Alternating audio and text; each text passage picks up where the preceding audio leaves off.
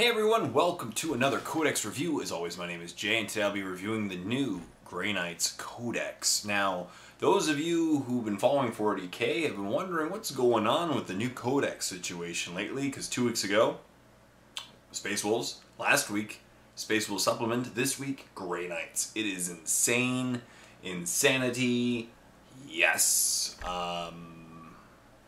That's all I can say. Like, too many codices, that's what I'm saying. And basically, before I even begin, there have been several consistent changes Games Workshop has been making in 7th edition towards their codices, not only in look and feel, but with the armies themselves. First of all, they've been moving the strongest, oldest HQ to the Lords of War section. Happened in this codex, obviously. They've been removing a lot of the excess rules that make the armies unique. So jump infantry or jump infantry or jump infantry. It doesn't matter if it's an orc storm boy or an assault marine example. They've been removing obviously they're removing characters that have names but not models, probably for copyright purposes. And they've been removing the ability to move around the force organization chart. You know, like knobs can no longer be taken as troops if you take war bosses, and it's consistent with this particular codex. They've removed the rules for Castellan Crow or Drago to take paladins or purifiers as troops.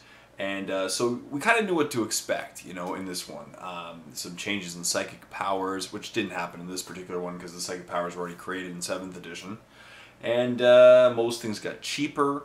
That was actually not in this case, and yeah, so we'll go over the rules. As I said, it's pretty much, the changes in this codex are pretty consistent to the other codices. The points cost seem to be really in line for the vehicles with the other Space Marine codices, and we'll go over them once in a little bit. So first, might as well start off with my first impressions of the codex. Now, this codex is just the Grey Knights. Now, any of you who know the old Grey Knights Codex, this old thing, which was, you know, yelled as cheese for many years. This codex contained the Grey Knights, it contained the Assassins, and it contained the Inquisitor and their henchmen. Now this was, of course, was written by Matt Ward, who's no longer working for Games Workshop. Maybe that's the reason why they moved it up so quickly. No idea. But this codex now only contains Grey Knights. No Inquisitorial henchmen, no Assassins. Obviously, though, you can align them with whatever you want. I will be doing a codex review on the data slate review on the Assessorum, the Assassins, and also you can align them if you want. You can ally them with the Inquisitorial henchmen again. So that, you know, if you ran an Inquisitor heavy Grey Knight list, you can still do that. If you ran with a lot of the Assassins, you can still do that too. So it's not too big of a change there. And I do kind of like that. I know it's kind of a money grub to separate them out so that they have to do, you know, separate books and all, but at least, like, Grey Knights to me were Grey Knights, and henchmen are henchmen, so you can still take them if you want. They're separate codex if you don't want them, so that's not too bad. Obviously, it is a bit of a money grub because now you have to buy all these separate things, but so it is not a bad separation. I don't know. And there are still going to be some really competitive builds. Now, my overall impressions are, it's interesting. I think the number of competitive builds are going to be not as various as they were in the past, because obviously you can go henchmen or you can go Grey Knights, and there were a bunch of different builds. I think it's going to be very streamlined in the number of competitive builds, but there are definitely going to be some competitive builds out there. Some things got really cheap. Terminators, Paladins with Apothecaries, and quick Dread Knights are going to be super cheap. It is a little bit sad that they removed such things as they removed Mordrak with his Ghost Knights. They were really cool special rule. They removed Psi ammo. So now Psi ammo is gone, so Cypherman Dreads are gone. I think that you're still going to see a double autocannon Dreadnoughts, but they'll be Venerable, and they will not have the Cypherman ammunition, so it'll be Strength 7. But it'll still be a good combination for their points costs. And I like the new force organization chart. I think it'll be quite handy if you're running a bunch of paladins with dreadnoughts, and it'll be good. And remember, that's the thing, like, even though you can't take paladins or you can't take purifiers as troops, they still count as scoring because anything can score in the latest edition, and they're going to be still pretty nasty. And I really like Psy Cannons. Psy Cannon spam is going to be insane, because Psy Cannons are now Salvo 3/6. That's going to be crazy. And they have some cool new special rules where they can deep strike in turn 1. So I think there's going to be some competitive builds out there. And I'll be going over each force organization chart in good detail and discussing various combinations. I want to be constructive, I really want to be positive, and just work on this latest edition. So there's no better place to start than the force organization chart and what does it benefit. Now obviously each new codex gets its own kind of new force organization chart, and this one is interesting. So the mandatory ones are 1 HQ and only 1 troop. So if you want to run Paladin spam, like you always used to do with Grey Knights, you can just take 1 small strike squad, still Paladin spam. Only 1 mandatory troop choice. That's crazy. And then the optional 1 HQ, 3 troops, so now you can only have up to 4 troops, but obviously you can combat squad if you want. 4 elites, which is great. It gives it extra elite slot. And with Grey Knights, an extra elite slot can be very handy if you want to take a Venerable Dreadnought, which are awesome, or more Paladins, or really whatever you want to take, or more Purifiers. You know, great shot. And 2 fast attack. With the fast attack with the new Grey Knights is pretty simple. You have the, what are they called? The jump troops, which are interceptor squads, and Storm Raven. So not too much. 2 heavy support. Now that's a little bit unfortunate, but you can take Land Raiders as dedicated transports now. So that'll remove the excess, slots that you needed. And 2 heavy supports, which I'm positive are going to be filled with Personal Teleporter Dread Knights. And 1 Lord of War, Drago, and a Fortification. Cool. Now you get 2 benefits. The command benefits. Number 1, you get Brotherhood Commander, which you can re-roll your Warlord trait, and we'll be going over the Warlord traits in a moment. And Rites of Teleportation, which this is my favorite rule. Basically, anything that would go into Deep Strike can now come on turn 1, potentially, on a 3-up. So now, on turn 1, 2/3 of your reserves are going to be coming in. That is awesome. So you can drop in Drago with your Paladins, with their Psy Cannons, and pop whatever you want. And it doesn't matter what they do, because their reserves aren't coming on until at least turn 2. So if you go first, that is a huge benefit, because you can drop your guys in enemy lines, pick whatever you want to shoot at, and you have turn 1 and turn 2 before your opponent gets his reserves in. So that's pretty sweet. That is a great rule for this. So, and on top of that, it gives them like that Eldar rule where they can run. In addition, all units from this formation can both run and shoot in any order in the same turn they arrive from Deep Strike. Woo! So you can drop in, run to separate them out in case you're worried about blasts, or get them closer to your opponent in case you scatter away, and then shoot.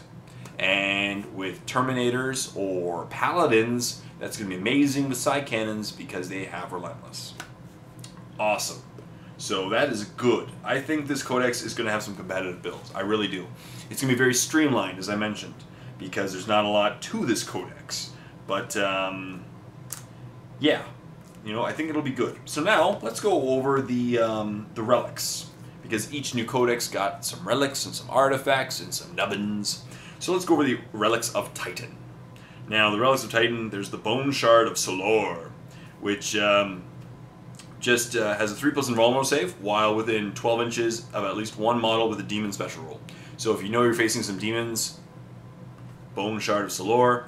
Also, you get a 2+ invulnerable save while the bear is within 12 inches of at least 1 model with a Demon of Khorne special rule. So once again, if you know you're facing a demon army, bring the Bone Shard of Solor. You get Hatred, you get a good invul. That's not bad at all. There's the Cuirass of Sacrifice, which is it's an armor. It's a Terminator armor.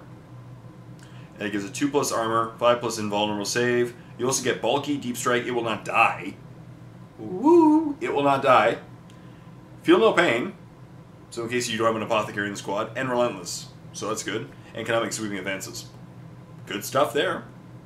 There's the Domina Liber Demonica, which basically gives you extra psychic power.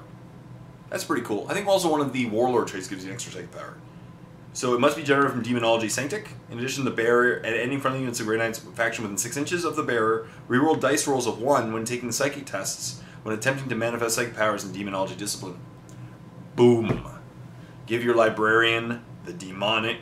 I'm going to give my Librarian more times than not. I think Librarian is going to be the best HQ slot choice in this codex, and the Demonica is going to be amazing on the Librarian, because then he can take an extra power, he's supercharged, and they get to reroll ones when trying to do the spell if he's in a squad. Awesome sauce there. There's the Fury of Deimos. It's a shooting attack.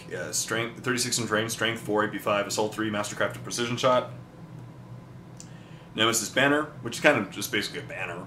It's but slightly different. Basically, all models within 12 inches of the banner have Fearless. That's not bad at all. And they get +1 attack while the bearer is still alive. So good.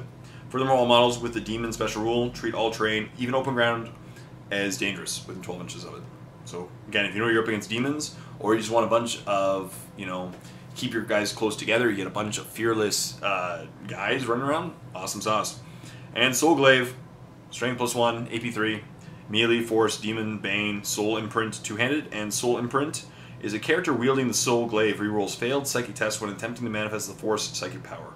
Furthermore, if the force psychic power is successfully manifested and targets the character wielding this weapon or his unit, then in addition to his usual effects, the Soul Glaive rerolls all failed to hit, to wound, and arm pension rolls while the blessing is in effect. Wow. So that's awesome. Again, that's going to be amazing versus many things. So that's great stuff. So the artifacts, right? Now let's summarize the artifacts. The Bone Short, yeah, it depends on if you're not facing demons, you're in great shape. I really think the Demonica on a Librarian is going to be amazing. I think the Furious of Deimos is kind of interesting. The Nemesis Banner is just great if you want a bunch of fearless guys running across the table. And the Soul Glaive will be good on pretty much anything. It's going to be awesome. So good stuff there. Good stuff there. Some good artifacts. And cool stuff. Let's see how much they cost. Let's see. I'll just go these quickly and see how much they cost.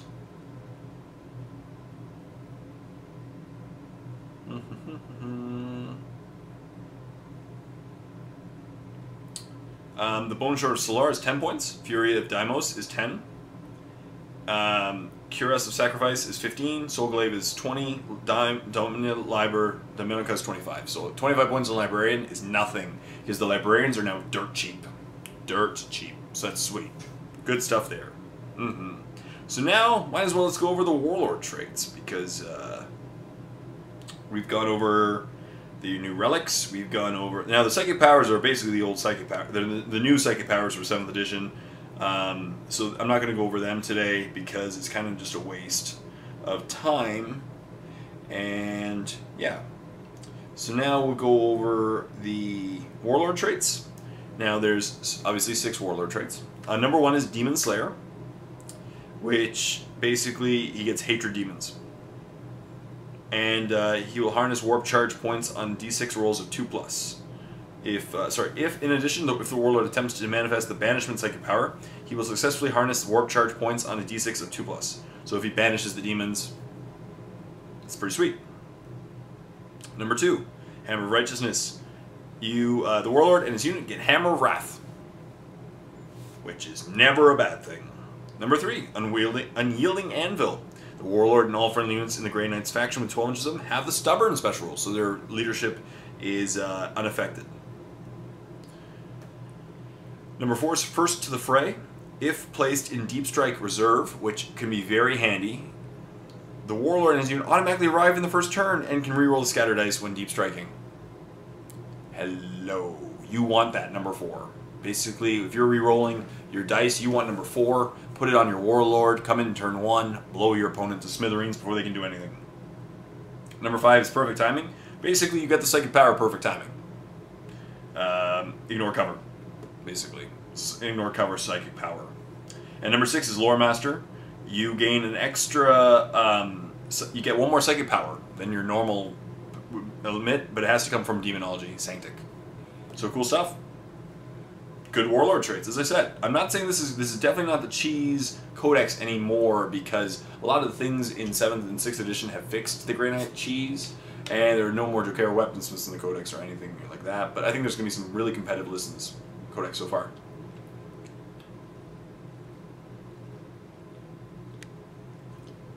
Good stuff. So, that's about it of all I wanted to cover in the first, in the first episode. I went over the new Force organization chart. I went over the Warlord traits. And so, yeah, let's discuss more of my first impressions. So, as I said, I think it's going to be good. I just think the builds are going to be narrower in the sense that things that are good in this codex are really good, and things that are okay. And people are going to easily be able to differentiate good, really good, from okay. And so, like, you're going to see a lot of side cannons, because side cannons are now salvo, and they're freaking amazing. Personal teleporter Dread Knights. If you don't see 2 per list, I'd be very shocked, because they got cheaper, and they're still just as good as ever. Drago, as a Lord of War, is amazing. He got better and cheaper, which is great. I wouldn't see Castellan Crow in a list, but I'll go over more in that one. And as I said, like I see a lot of competitive lists taking 1 troop and then filling it with elites, 4 elites. You know, 2 giant squads of paladins and 2 venerable dreadnoughts would be really good, with 2 sets of twin-linked autocannons. Terms got cheaper, which is great. And I do understand the reason why they separated the codex, because it was really hard fluff-wise why the assassins, the Inquisitor henchmen, and the Grey Knights were all in the same book. So it's okay with me there. But I will be, of course, going over the slates thing. And as I said, the HQs, the only good HQs I saw other than the Librarian got it more expensive, but it's okay. They're an elite army. So I'll stop here because I'm going to go into the HQs in depth in the next video. And yeah, if you disagree with me, leave a comment in the comment section down below stating why you disagree. Obviously, you have the right to your opinion. I respect your opinion, and maybe you're right, maybe I'm right. I'm going to stay positive with this Codex series. I'm not going to get Debbie Downer. I'm going to go over each one and discuss which ones are viable and which ones aren't, and which ones would gel well. And I'll talk about some lists and stuff. I want to be as constructive as possible, because you guys told me that I should be, and I agree with that. You know, that's a very good thing. So stay tuned for more videos. I'm definitely going to be talking about the HQs in the next video. I can't wait to go over it. I'm super excited because you guys know I love Grey Knights. Grey Knights are one of my favorite armies. I'm associated with the J Knights, and I can't wait to talk about these. And obviously, Matt Ward is gone, so hopefully the cheese is gone. And yeah, so leave a comment in the comment section down below what you think of the Codex, your first impressions, and stay tuned for the next part. Till next time, this is Jay saying subscribe to the channel, like the video, comment in the comment section down below, and happy painting.